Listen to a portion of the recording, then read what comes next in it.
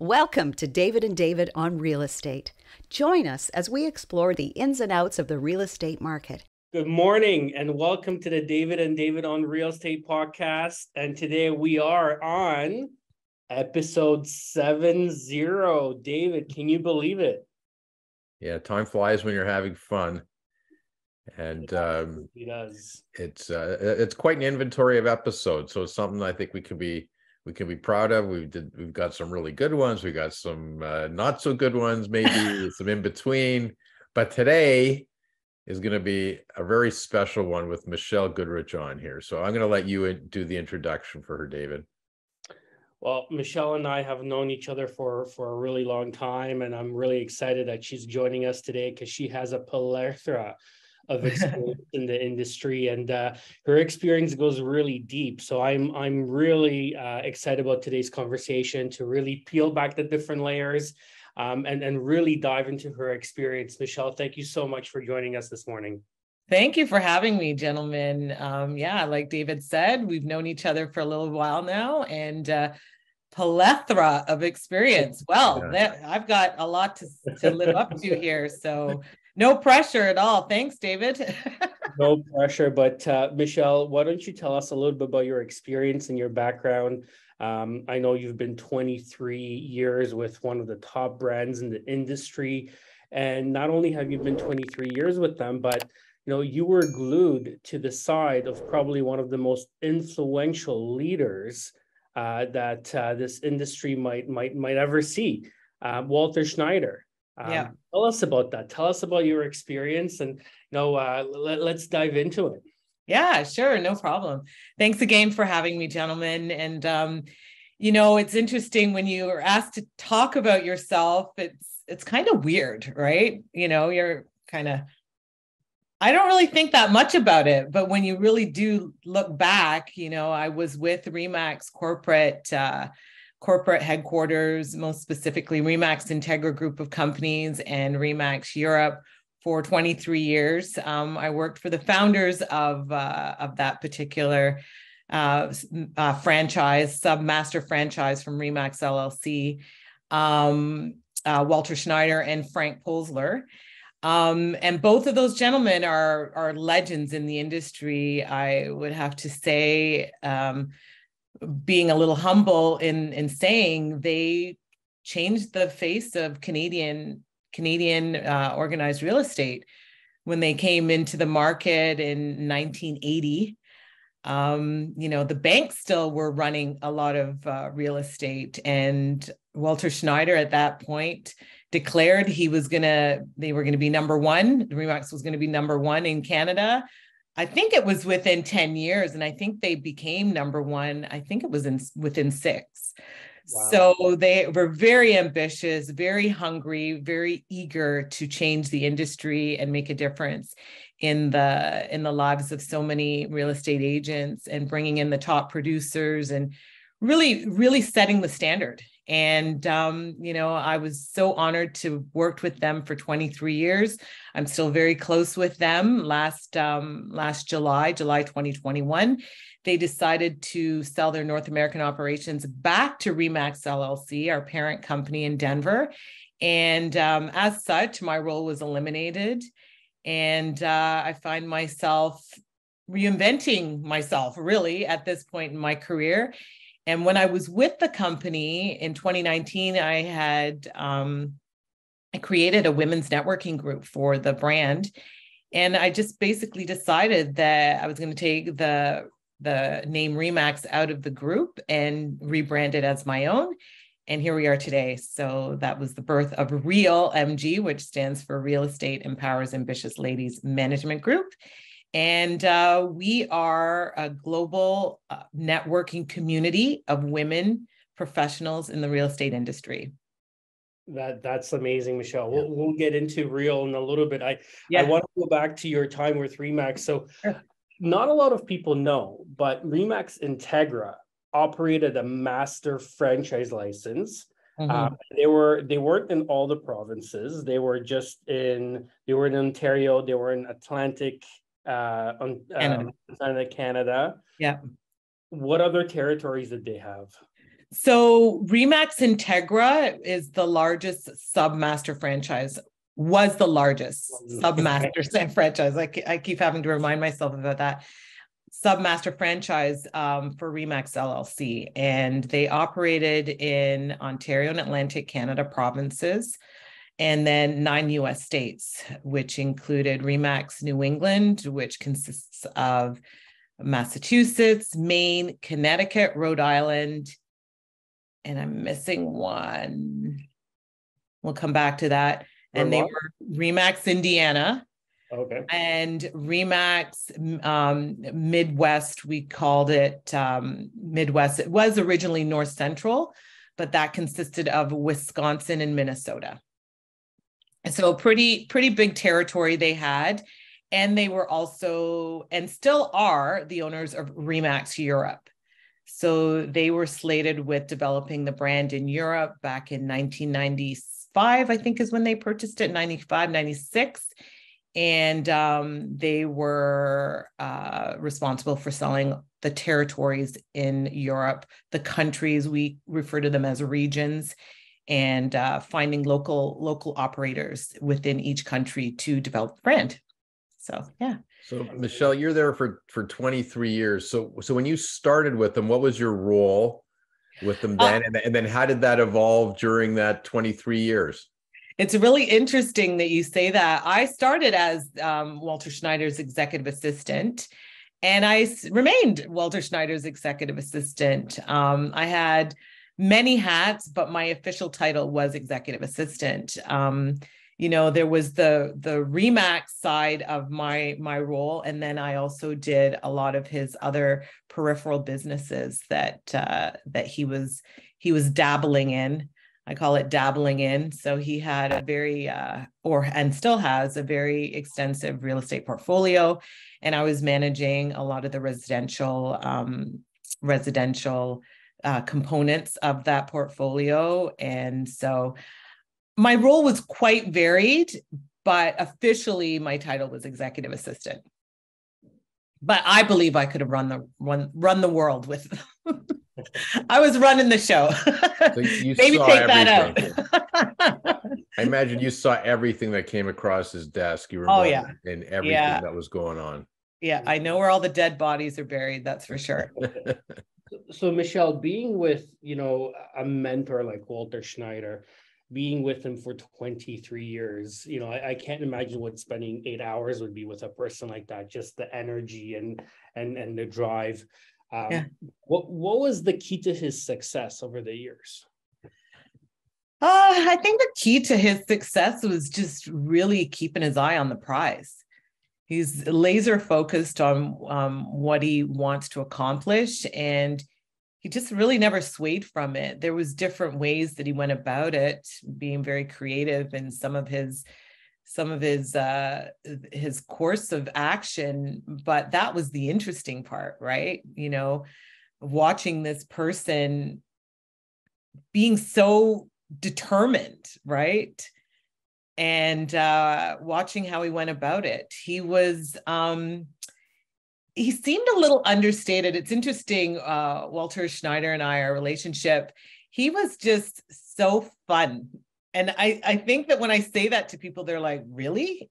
I don't get that vibe from him. But, it started from the first time I even came in for my interview, which was with him back in 1997. Wow. What a time that was. And, from the moment we met, it was like we'd known each other forever.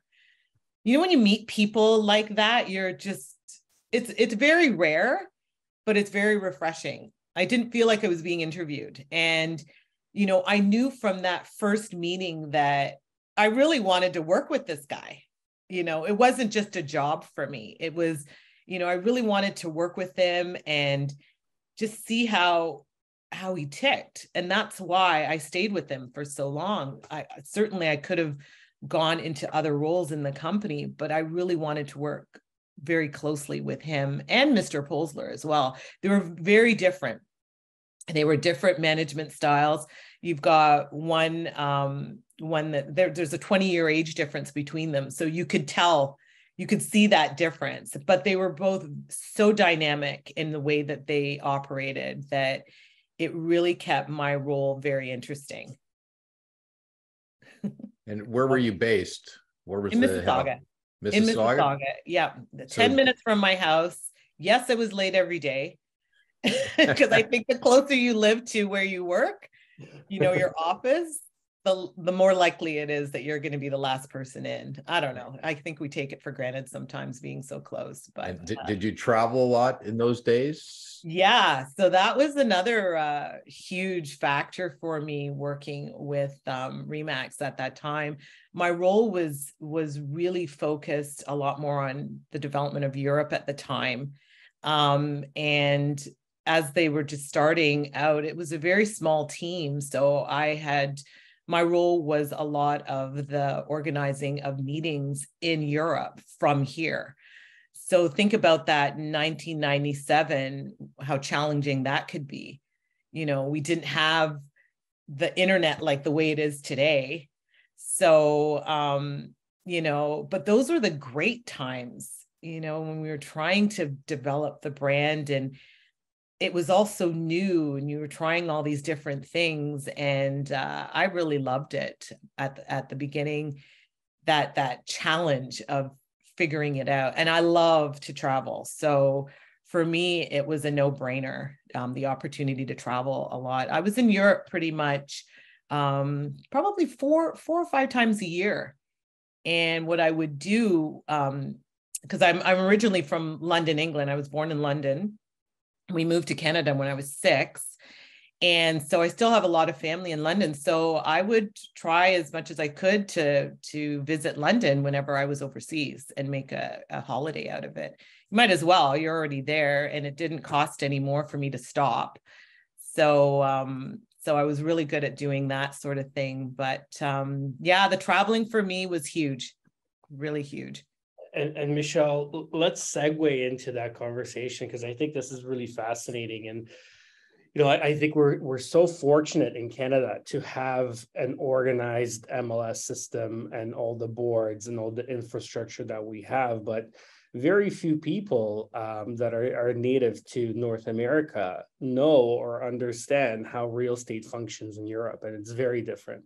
Yeah, very different. It's different in most of the places outside of North America. We are very fortunate here that that it is organized and that there are regulatory boards and there's certifications and there's training and education. And to be a real estate professional is a professional designation.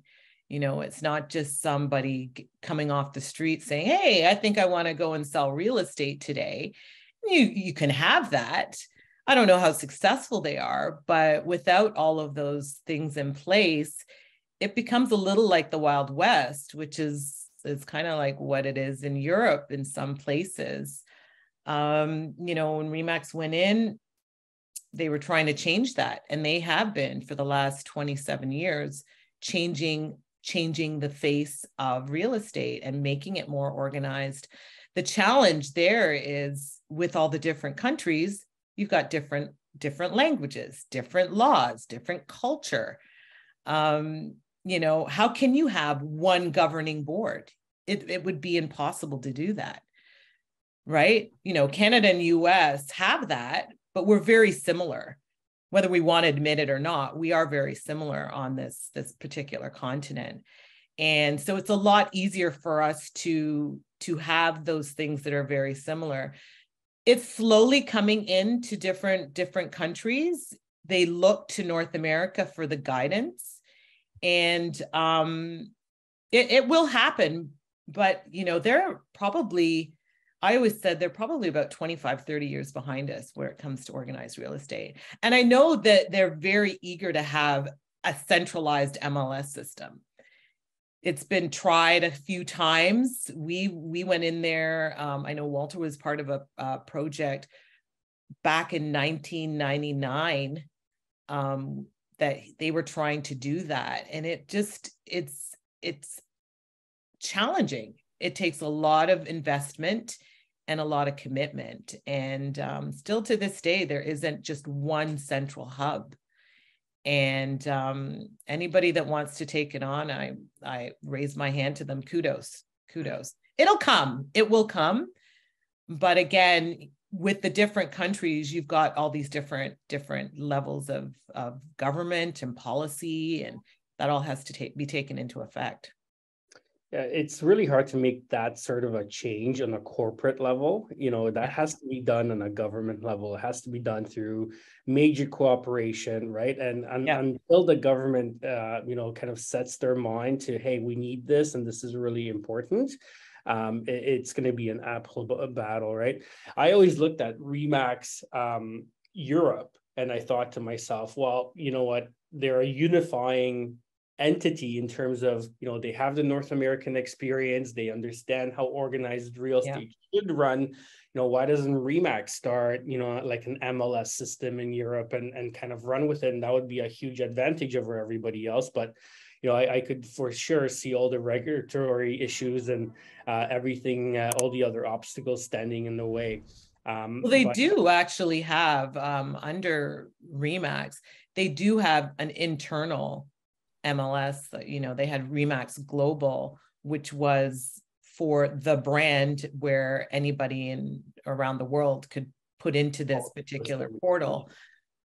But again, exactly, another factor there, which I think is very strange. I think, David, you're going to go on to that topic, was cooperation.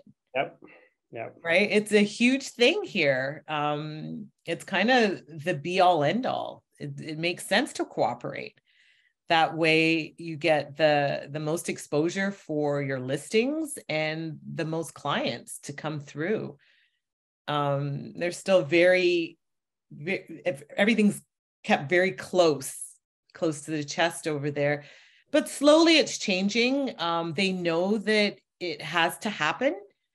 They can't keep cooperating or going on doing the same things, because those aren't necessarily working, and those will work for a certain amount of time. But if you want to grow and really make an impact in the market, cooperation is the only way to go. Cooperation, collaboration, it's the only way to go. Yeah. And again, that's one of the things we take for granted here, right? Because the way our MLS system is structured is that the seller always pays the commission, right? Even for the buyer agent. Yeah. Right. So for a buyer to use an agent, it actually doesn't cost them or anything, or at least that's the mentality, right? The cost is there because, it clearly comes off the purchase price that they pay for the home, but it's indirect, right, to the buyer. Whereas in Europe, that system is completely reversed. So if you want to use a realtor, you got to pay that realtor directly over and above the purchase price for the house. Yeah. And in some cases, yeah.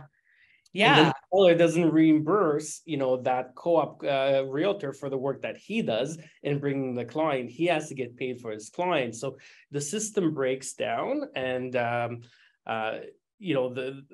buyers are not really encouraged by a professional to really go out there and look for properties and close deals and buy more properties, right? So that motivation or that push just isn't there, and the system kind of breaks down. So it's very different. Yeah.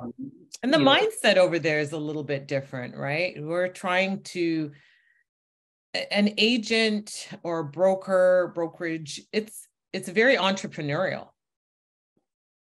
Here in North America, if you're an agent, you're a business. You have to think of yourself as a business. In certain places, like I'll use England for example, most of the realtors, people that work in estate agencies, are employees.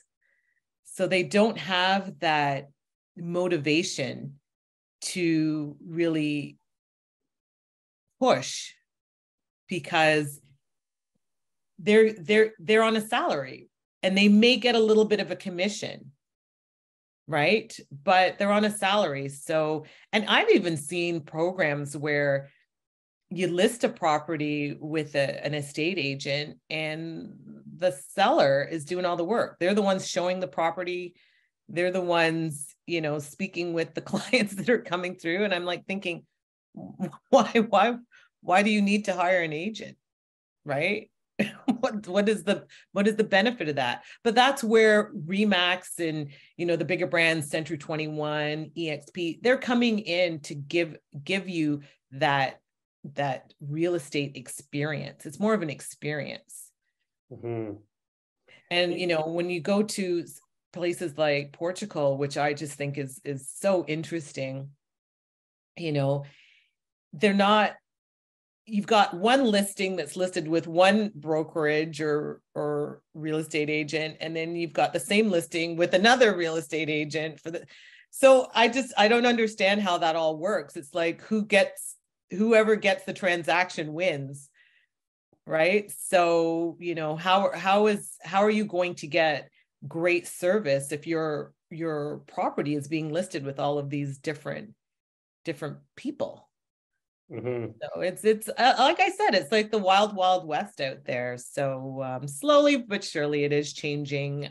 It has to evolve and kind of go with the times. So yeah, those type of systems long term don't work in the best interest of the seller, because you just got agents competing against each other. It's a race, and the whole concept of qualifying a buyer goes out the window.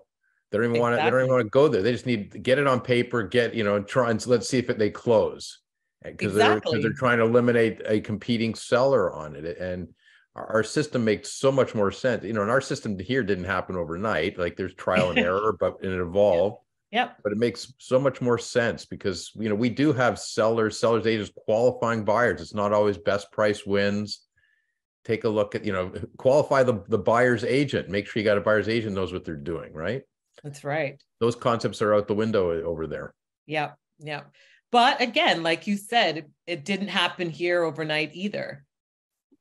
So they're taking what we've already done here and applying it there, but it takes time. And it takes a mindset. It's a mindset shift as well. And the more professionals they see out there, the more likely they are to embrace that change. Absolutely. So Michelle, your time with Remax was amazing, 23 years, and then you transitioned over into your new business, which how has that experience been for you?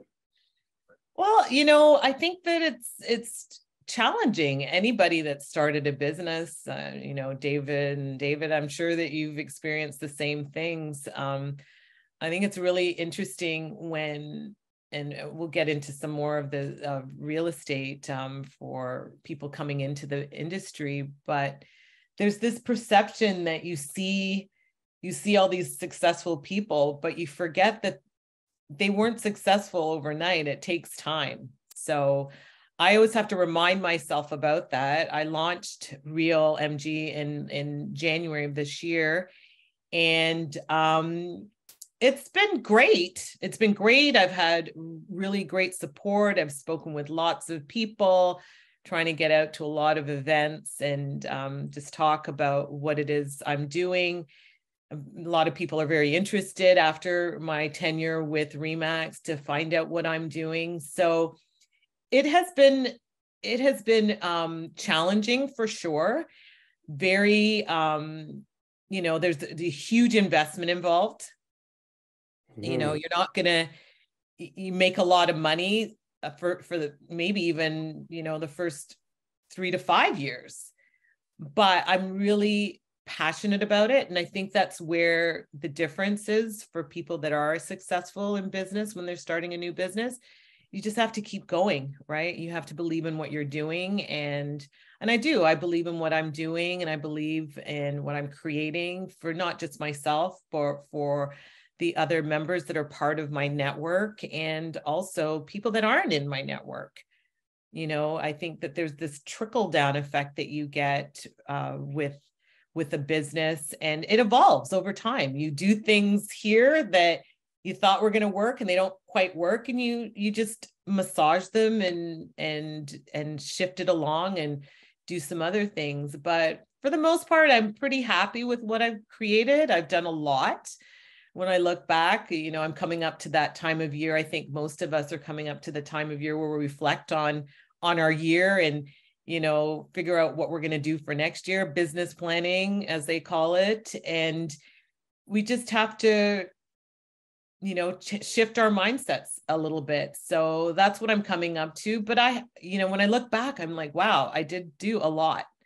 I did a lot. And I've worked with some amazing people, and I've, David, we've been at the same events, and it's been really great to reconnect. Our first one was the Buzz Conference at the end of March.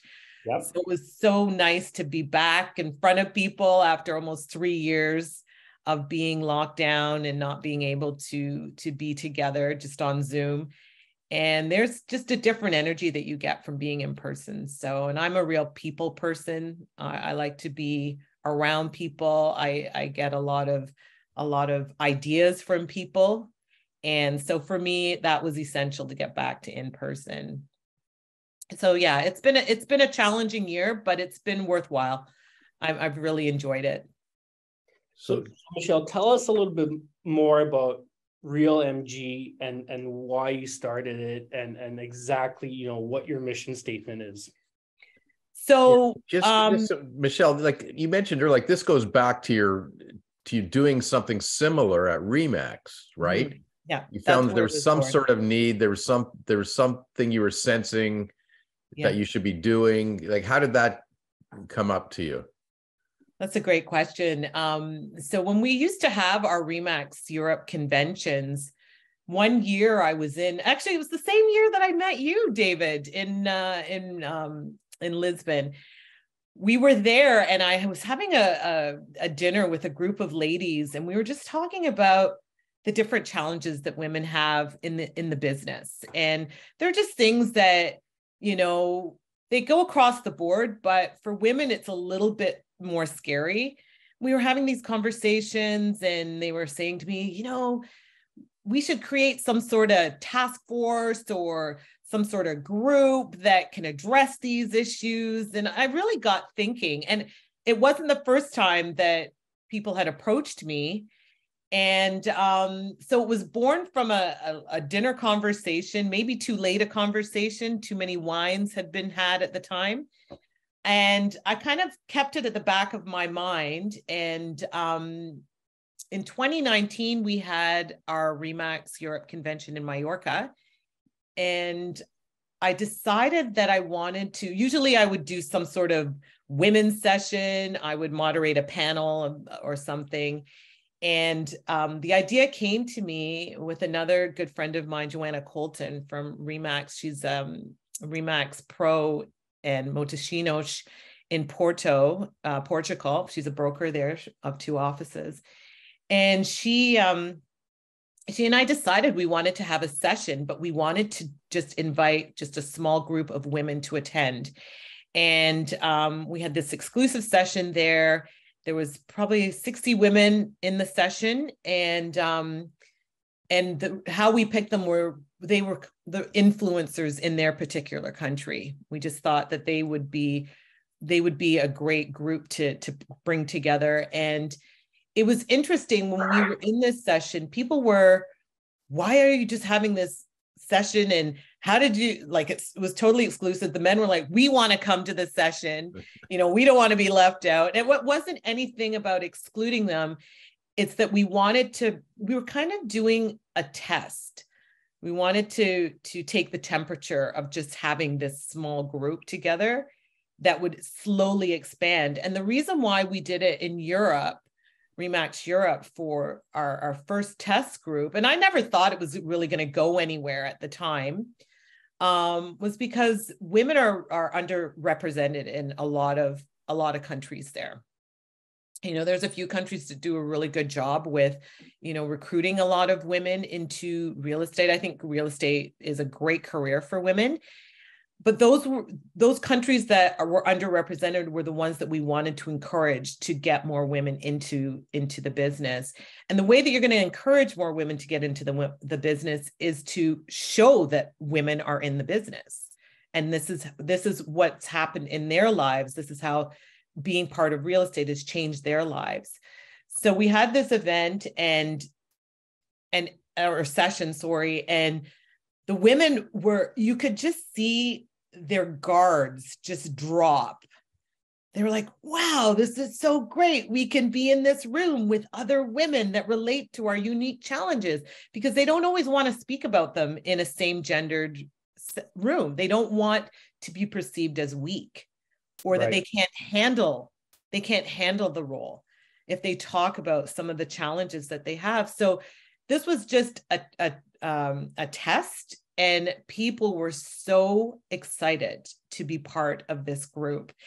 And then fast forward, after we had done it, we thought it was going to be maybe a one-off, but we got a message, or I got a message from Shauna Gilbert, who was the head of, she's the VP at the time of global development for Remax LLC. So she was responsible for everything outside of North America, and she was going to countries, and she could see, you know, the underrepresentation of women and how important it was to really support and inspire and encourage more women and mentor more women to come into the business. And she loved the idea of this session. She was actually one of the women on the panel, and she wanted to open it up to everybody, not just for Remax Europe. She wanted it to be opened up for everybody. And that's where it came from. It really just came from there. It was an idea we had at dinner to let's have a session a couple of years later. And then, you know, it evolved from there. During COVID, of course, we had to pivot and go online like everybody else. And, you know, it was interesting when we did go online, and had the women coming on from the brand, from Remax. It was only for Remax at the time. The women that were coming on to the Zoom calls just felt really heard. There was many of them that were feeling really overwhelmed, and having this group to tap into help make them decide that they really wanted to stick it out, and they had the support. They could talk to other people that were having the same challenges. They didn't have to go through it alone. And this is the thing about real estate. It can be highly competitive and quite lonely at times. Very lonely. Yeah. So, you know, you don't know who to trust at times. You're thinking, well, if I share this over here, then I'm going to miss out over here. And that honestly is a scarcity mindset. And it's for anybody. It doesn't matter if you're male or female. There's that scarcity mindset. And that's why there's this anxiety about cooperating sometimes or collaborating with people, because you feel like you're going to lose something, as opposed to thinking about what you're going to gain, what both of you are going to gain. So that's really important. So when we went on to Zoom, women were really excited about it. And then when my role was eliminated from Remax, I thought, you know what, if I can impact all of these women in the brand, who's to say I can't do it for other women in other brands? There's nothing that we're sharing that is exclusive to just one particular brand. This has nothing to do with real estate, really, or the secret sauce, or anything that's in a purchase agreement for a brand. This is just talking about basic human nature with a like-minded, like-hearted group of people. So. No, I honestly, Michelle, women put themselves last, right? In leadership roles, the conversation changes. It goes from me and I to we and us. And that is powerful, right? And women flourish in the right environment at work. Communal. And everybody benefits from that, Yeah. right? Yeah. Women have a very nurturing role in society, right? Yeah, for sure. I think as leaders, that's a very important quality to have. Yeah, for sure. For sure. We're all in better positions if we're nurtured to that better state. And I think everybody benefits from that. Mm-hmm. Right? It's a trickle-down effect when that happens. They do, you know, you said a lot of the things that I would say about women. They work better in a team environment. They encourage teams. They want people to work with their strengths. They like to delegate and give. I think the reason, you know, they really benefit in those situations is because women always put themselves last. I Yeah. think that maternal instinct, you know, And that's to their detriment sometimes, right? I mean, it could be, right? And I think as a society, we need to kind of recognize that. Yeah.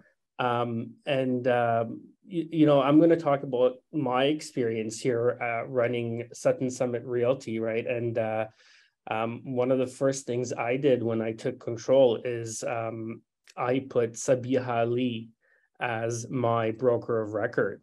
Yeah. Right. And that changed everything. You know, Sutton is not a new company. We've been around for 37 years, extremely successful at times.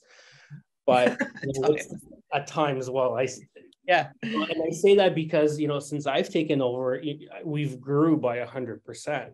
Amazing. Right? Yeah. And I have to attribute a lot of that to the culture that we were able to create with Sabia at the helm, that nurturing culture that we didn't have before. Yeah. Right. It was, you know, it was two men running the company. Both had very different qualities. Mm-hmm. But that nurturing that Sabia brings to the table is very important, especially when you're dealing with people, right? So yeah. I always joke with everybody that, you know, she's my secret weapon. Exactly. Which is cool, right? You know, and that's interesting you say that. You know, I used to, well, I was working with Walter and Mr. Polsler, and I was always very much behind the scenes. You know, doing my thing behind the scenes, but I would probably, you know, Walter Schneider would probably say I was a secret weapon. You know, go speak to Michelle. She's much nicer than me. You know what I mean? He would put, you know, Mr. Polsler would say, "Oh, here, please let me introduce you to my boss." Right? So it's a tongue in cheek, but there's a little bit of truth to it. You know, they're quietly behind the scenes, making sure everything runs. It's the same as a household. Women are the ones running the household. They're the CEOs of the house, typically. I don't want to stereotype, but typically. So, you know, we do a good job of it because that's just how we were raised. And sometimes it's the society putting that on us. So, yeah. Why do you think women make great leaders? And I know we talked about a lot of qualities, but I'm sure, you know, you could add to them as well. I think that women make great leaders because traditionally they're better communicators and they're better listeners. They're more empathetic. Some can be a little too empathetic. But I think that when you allow people to express themselves without being ridiculed or made to feel that they're not competent, you get more out of them. There's something that shifts in them to think, you know what, this isn't so bad. It's almost like you're speaking to a therapist, but not really a therapist. Like, don't you feel better when there's something that's on your mind or on your chest and you have a friend or even a colleague that you can go to and just like spill it out, no matter how ridiculous it is. And it brings you back to reality, right?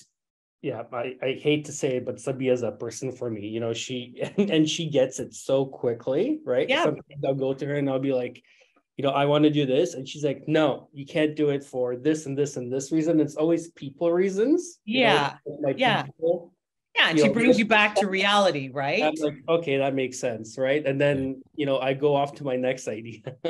Yeah, somebody has to talk you off the cliff. Exactly. And hey, it could be a man as well. I'm not saying that doesn't exist. But traditionally, women have just a different way of doing things, different perspective. You know, I think the most successful partnerships are men and women. Like you, David, and Sabia are a partnership. you Right. know? Well, because we both have different strengths and weaknesses, right? Exactly. We both Exactly. understand what each other's strengths and weaknesses are, and I fill my weaknesses with her strengths, and Yeah. she does the same with me, right? I'm the business development guy. I'm think outside the box. I'm third party relationships. She's relationships with the agents, right? Touchy feely with all the staff, right? Yeah. So we kind of understand where we both come in and how we kind of fill each other's weaknesses. Exactly. Doesn't that make you feel good? No, for sure, It's because a holistic approach. whenever I have a question that I'm not sure of myself, I go to her for a second opinion, and she gives me that perspective that I might be missing as with my experiences, right? Exactly. And that's great, because that's what you want. You want to be well-rounded. You don't want to be one-dimensional. I think that women bring sort of a three-dimensional feeling to things. Some women, I'm not going to stereotype, because there are women on the other side, but sometimes when I look at women that come at you from a male perspective, it's because they've been ingrained that that's the only way they're going to get ahead. And they struggle with it sometimes because it doesn't come naturally. Right. And when you're given the opportunity to work with the strengths that you have and make them more and provide them, it just comes naturally. There's a flow. There's a natural flow. And sometimes I think when you don't allow that, that's when you become burnt out and you start to hate what you're doing. And that's when you end up leaving the industry. I'm smiling listening to the two of you describe like David's relationship with Sabia and the way you're describing it, Michelle. And I'm thinking, you just described my marriage. Because that's exactly the way I think of it. My wife, like we each have our strengths and our weaknesses, and we fill in the gaps for each other, and we're talking each other off the ledge sometimes, and that's like the relationship that you're talking about is no different than a relationship in any partnership or in a successful marriage. That's simple and basic. Yeah, that's a really that I couldn't do things the way she does it, for my kids, for my grandkids, for my life. She just brings something different to the table that and I get it. I've been learning for years, but I can't do it. She can do it. And she would probably answer similarly to certain things that I do that be out of her comfort zone, but it's good for her. Absolutely. And that's, it's kind of weird to describe it as a marriage, but it is. Right? It's a business marriage. It's a business marriage. Right? And it's a business partnership. The partnership is like, it's interesting you say that, because Walter Schneider and Frank Polzer, or Frank would always joke that, Walter was his longest, lasted longer than any marriage he ever had. You have to be very careful about how you worded it, but it's true. And, that is true. It frees you up to be who you are. And that's important. You want to be in a relationship or a situation where you're free to be who you are and free to do the things that you enjoy. Because if you're doing the things that you're good at, it just makes it better all around. That's a win-win, really. If you're leaning on your strengths all the time, on the things that you understand, the things that you're comfortable with, it's much easier to go through life, right? Like if I keep thinking, what are my agents feeling and what are my staff feeling, that's gonna go over my head because my empathy might be a lot lower, right? But if I just keep focusing on my strengths, then I'm myself. And I don't have to reinvent or think or act outside of my comfort zone in my day-to-day, which I think is very powerful, right? Yeah, and you can focus on your business and growing it. Not that I don't want to tap into my empathy gene. No one's saying that. But if that's not one of the things that you enjoy or you have a strength in, then it's almost forced, and it's not genuine, it's not natural, it's not real. Yeah, I mean, a second opinion from somebody who is very, in tune with the environment, I think is a smart way of approaching every situation, right? Like, why not, lean on that strength of somebody else that is so in tune and can help you get a completely different perspective. Exactly. Yeah. I love that, David. You referred to it as a marriage. That's great. Yeah. It's a great analogy. It's true. And you know what? Like, I know in David's position there, no matter how empathetic he tries to be and how approachable he would try to be in his role, there's certain issues, there's certain people, agents, staff that just won't have a comfort level to discuss those things with Absolutely. them. But they would with Sabia. And I go through that in my office too. We have an office manager who hears stuff that there's no chance anybody brings it to me. And I'm trying to be available all the time. And I'm not a yeller, screamer. I'm not a hard guy to deal with. Yep. I'm an inclusive team builder, leader. I embrace all those concepts. And there's still people that won't come to me to talk about certain things. You just can't, but they'll go to our office manager and discuss it. So that's great. Her role, to draw that out of them. Yep. And it's great for your business, because you know that side of things is getting taken care of, right? Being addressed before it becomes bigger than it needs to. And I think there's a big lesson here for business owners, right? I think every business needs that softer side, right? That person that's really empathic and can, draw those things out of people to really understand the issues that are happening on a day-to-day basis, because the culture and the environment at the workplace, I think, is the single most important thing that influences the success or failure of a company long term, right? Like, maybe in the short term, you're going to have little blips along the way, but in the long term, if you can't fix your culture and you can't have, a happy work environment, your company's not going to go very far. Yeah, that's you just hit the nail on the head. The culture is everything, right? And women put themselves last a lot of the times. Right. And this is where company culture really benefits. Mm-hmm, mm-hmm.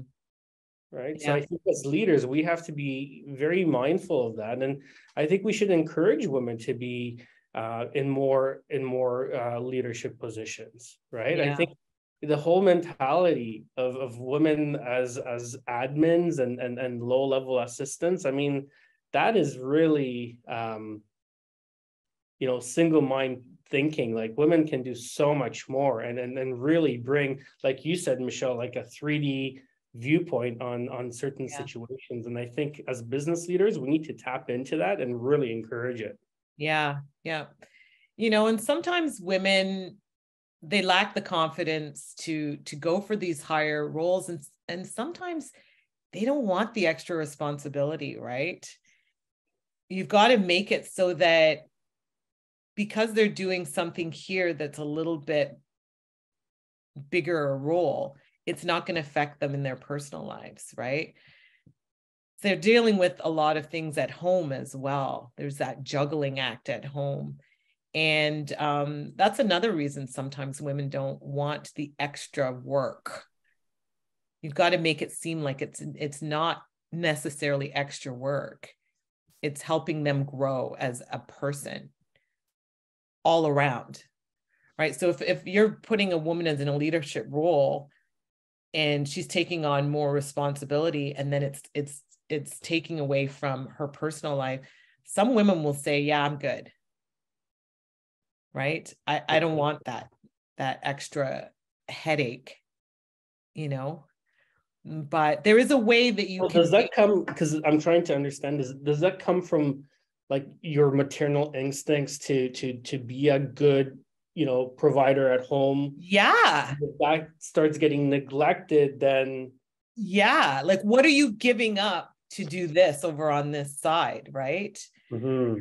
I never thought of it that way. That's Yeah. So that's just another reason, maybe it's an excuse that women won't take on leadership roles.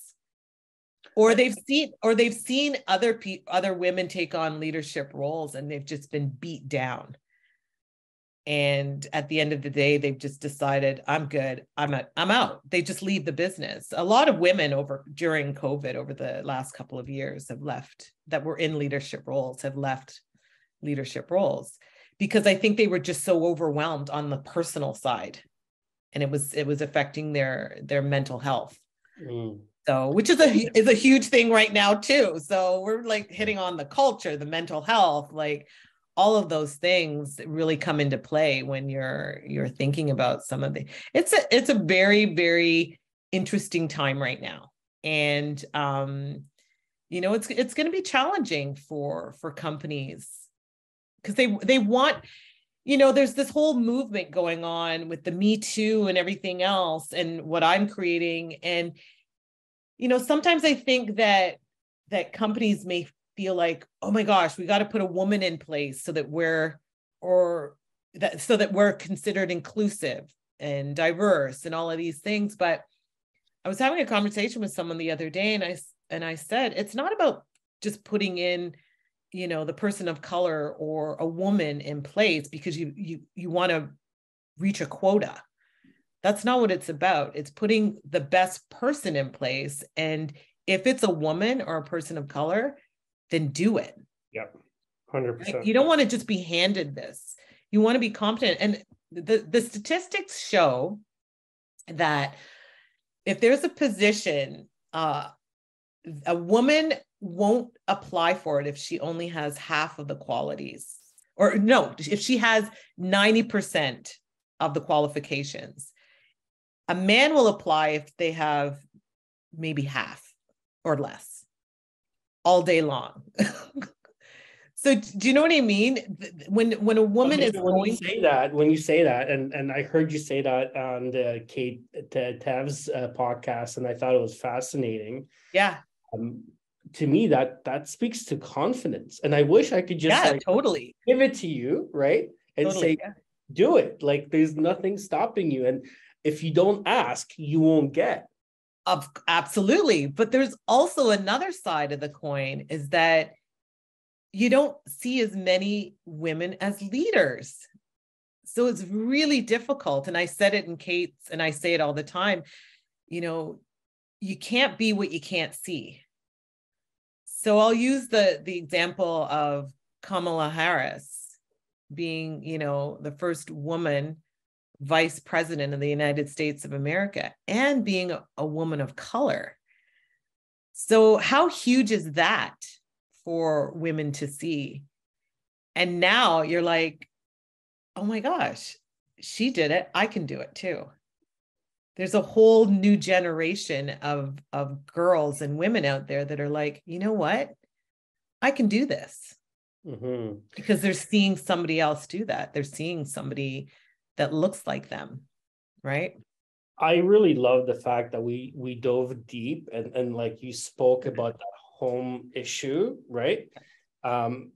Because as a male leader, like sometimes for me, it's hard to understand like why there's barriers for women. Yeah. Right. Yeah. And I want to remove all of them. Like I want to remove all of them, right? But as a male leader, sometimes, and again, maybe it goes to that empathy conversation. I don't know how. Yeah. Right. So having a conversation with you and like understanding that, I think is going to make me a better leader, right? Because the first thing I'm going to do after this conversation ends is go to Sabia and say, hey, how's your situation at home? Do you need a cleaner? Do you need this? Do you need that? Because I want to empower her and make her more comfortable here at the office. It's interesting you say that. I went to Rio this past April to participate with Remax Brazil. They had their convention there, and I did a women's session, which is what I'm known for, my panels, and then one of the women interviewed me, which is very strange. I'm usually the one doing the interviewing. but it was an open session, so everybody could go. And one of the gentlemen that was there, one of the speakers, he's from here actually, and he attended my session. We were all supporting each other, and he attended my session, and he wrote me afterwards. It was really interesting. He said, when I attended your session, I was like, oh, what's this going to be about? Is it going to be some kind of male bashing and all this other stuff? He said, I wasn't sure what to expect. And he said, he came up to me after the session, actually, and he said, Michelle, I wrote 3 pages of notes on what you said. And what you were saying wasn't any kind of male bashing. I've never bashed males. That's not what it's about. What it's about is putting it out there so that you can understand what we're going through. We don't need you to fix it, though. We just need you to understand, to listen, to communicate, so that when you are with other women or you're bringing other women, you've got an understanding in the back of your mind. So David, you saying that's amazing. And I think that Sabaya will appreciate that acknowledgement. It's really all it's about. It's acknowledging those differences, not necessarily having to change anything, but understanding. It's just an understanding of those unique challenges that women have. And that's what it's about. Men always say to me, why can't we be part of Real?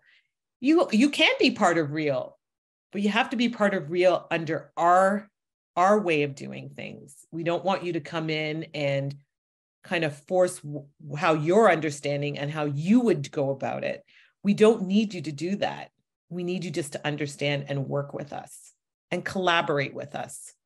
It's an understanding, a basic understanding. So again, a communication. That's all it was. That's all I'm providing for people when I do these women's sessions.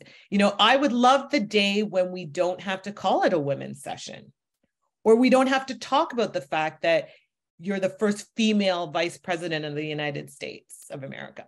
I can't wait for that day, honestly, but it is so rare that you have to name it, right? It is just so rare, and we need to just see more of it. The more we see of it, the more it becomes normal, and it's not always going to be a first. It's just the best person is there doing what they need to do, whether it's male or female. We don't have to acknowledge those other things about gender or color or whatever they are. We just need to embrace the fact that the best person is there. And another reason why I created Real was, I'd like to see more women speakers out there, more women keynotes. When I go to some of these conventions, I love the guys. The guys are great. The keynotes are amazing.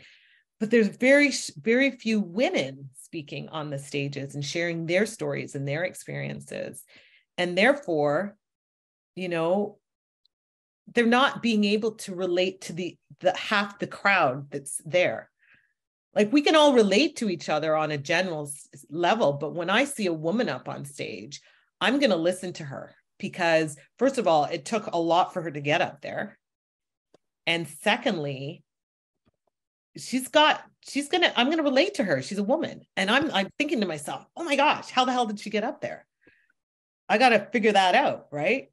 So, again, what you can't be what you don't see. So it just encourages more women to go after what they want, to go after things that they never thought they could go after,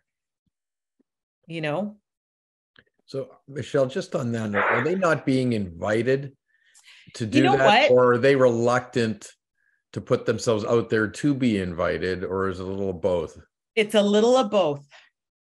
It's a little of both, right? It's that lack of confidence, thinking they don't want to hear about my story. They don't want to see me on stage. It's that you're talking yourself out of it. You don't want to put yourself out there because what if they make fun of you? What if somebody is like, oh, this is ridiculous. Why do we want to listen to this? But again, that's that scarcity mindset. Shift it. What if what you're saying is going to resonate, even if it's with one person? That's the key. That's the magic. You're going to resonate with somebody. Someone's going to, not everyone's going to love you, but it's taking that first step. And it's hard, it's really hard, taking that risk. So it's the same as when they become brokers. I'd love to see more women brokers. Deborah Bain put out a video the other day on Instagram about the fact that there's not as many women in leadership roles or women brokers. And I think that they lack that confidence. They don't feel like they're enough, that they're good enough to do it for whatever reason. And I know, David, I can see you think your wheels are turning. You're like, okay, but how do we get them? How do we help them to get to these levels? Right? Is that your next question? Well, it was. I mean, that's a great ending question. I'm always shocked at how quickly these podcasts. I know, right? Yeah. I feel like we snap our fingers and my God, we're an hour and 5 minutes in. We want to be mindful of the time, but as leaders, I also want to know, what can we do to encourage more participation from women, to encourage more leadership positions for women. What can we do? Like, what does that look like? I think, even just during our conversation here, I think some of the things that you've implemented is on the right track. Just listening and, trying to truly understand what some of the challenges are and helping them, right? Like what you said, I'm going to speak with Sabaya and ask her if she needs any help at home.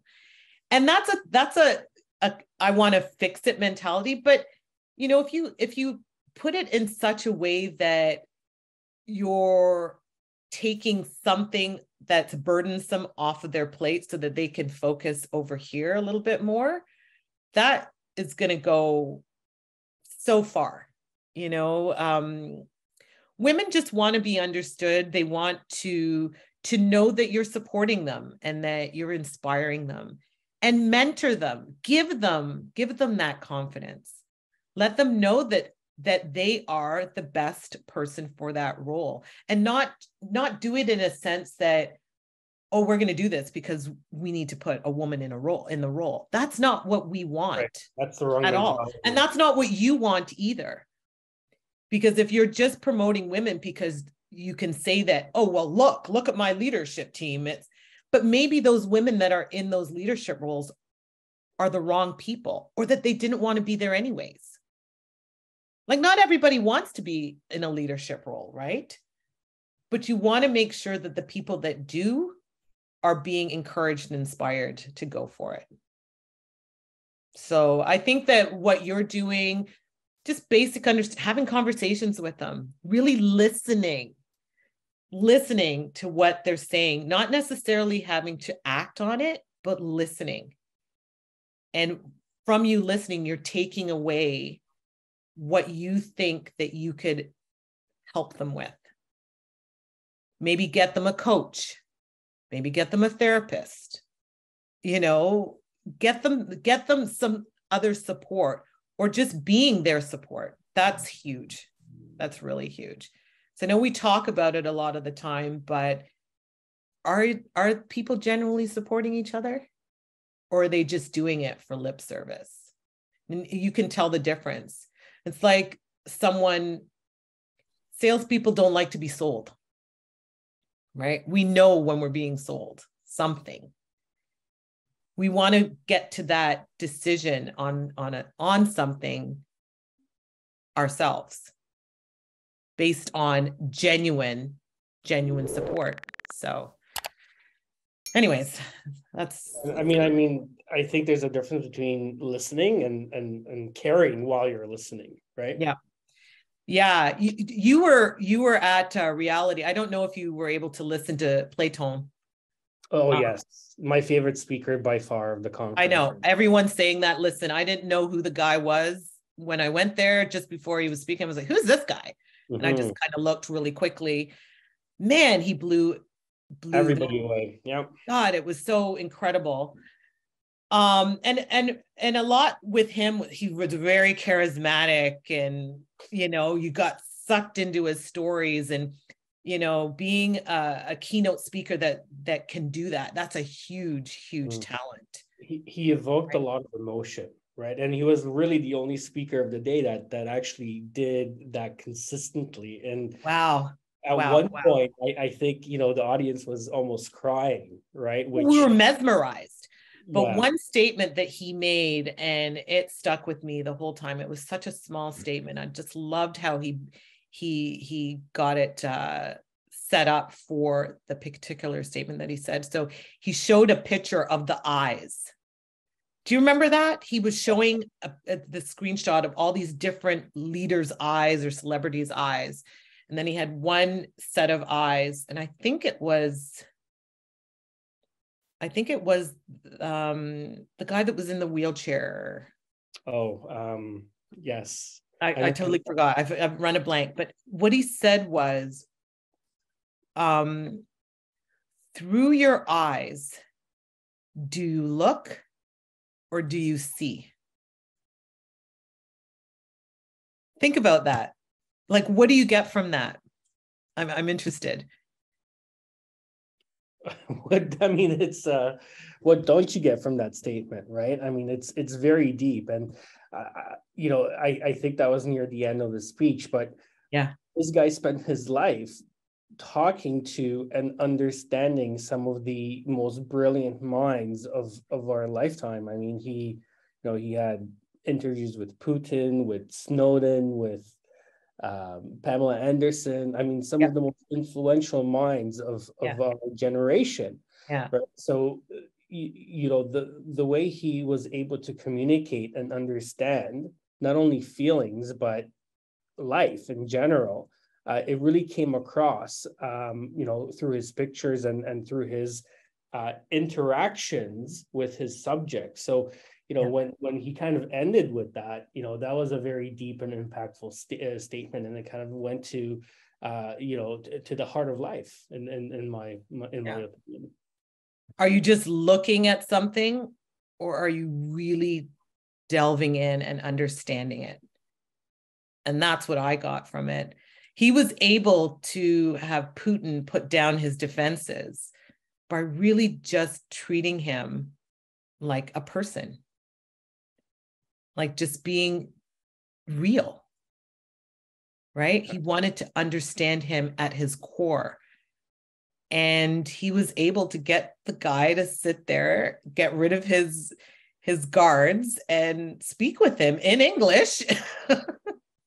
Who knew that he knows English? We all know he knows English, but he conversed with him in English, and he got him to put his guard down. And from doing that, he was able to get these incredible photos of him. Yeah. And that's what it's about.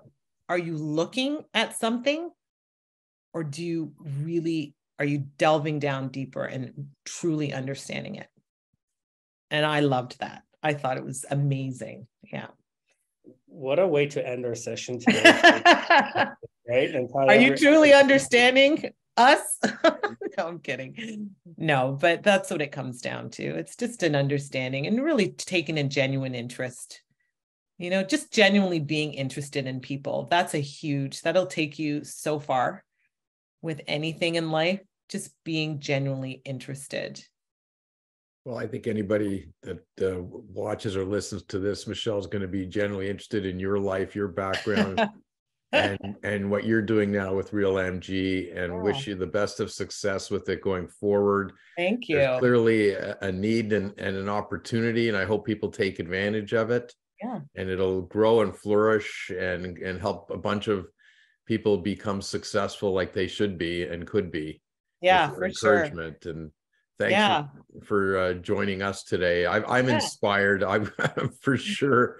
I know I'm like watching you. You're just kind of like, thinking, you're quietly thinking down there. And you're what is interesting is you think to how it relates to you, right? Always. You step back and you reflect, you're like, yeah, this is, and it's not anything that is rocket science. It's just general. It's general, it's broad, it's relatable on all levels of your life. And, I just want to be able to help people, women in general and men, create the best lives for themselves and have that support and inspiration to do well. That's it. Love it. Well, Michelle, you're going to have our support, and I'm encouraging Sabia to join your group, and amazing. I'm even encouraged to come out myself once. You'll be our honorary member. Maybe I'll get 3 pages of notes, right? But it's fascinating, and as a leader, I always want to learn, and I always want to understand, and I always want to get a higher level of understanding. So, I think today was great. Thank you so much for joining us, and having me. Maybe we'll have you back again in the future, because I think I would love to come back. Maybe a year from now, I'll be 140. And that would be awesome. I'd love to come back and let you know how I'm doing, and let's see what's going to happen in the next year with this shifting market and how that's going to affect many people. So I'd love to do that. I will come back anytime. You just let me know. Thanks, Michelle. It was awesome. Thank you. All righty. All right. Bye.